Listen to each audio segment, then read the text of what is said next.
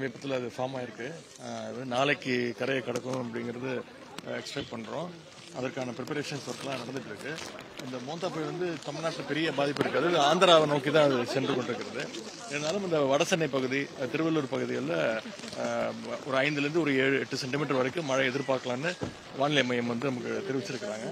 அதற்கான முன்னேற்பாட்டு பணிகள் தான் முதலமைச்சருடைய உத்தரவுக்கு இணங்க நானும் நம்முடைய அமைச்சர்களும், மேயர், துணை மேயர், அப்புறம் சட்டமன்ற உறுப்பினர்கள், மக்கள் பிரதிநிதிகள், மாநகராட்சி ஆணையர்லாம் இந்த பணிகளை எல்லாம் ஆய்வு செய்ய ஆரம்பித்திருக்கிறோம்.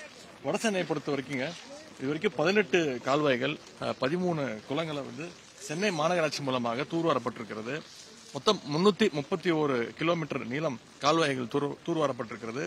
3.5 லட்சம் டன் கழிவுகள் அங்கிருந்து அப்புறப்படுத்திருக்கிறது. எனவே முதலமைச்சர்கள் இந்த முன்னெச்சரிக்கை ஏற்பாடுகள் எல்லாம் துரிதப்படுத்த சொல்லியிருக்கிறாங்க. குறிப்பா சோசியல் மீடியாவில், சமூக வலைதளங்களில் பொதுமக்கள் செய்கின்ற புகார்கள் அதையெல்லாம் உடனடியாக கவனிக்க சொல்லியிருக்கிறாங்க.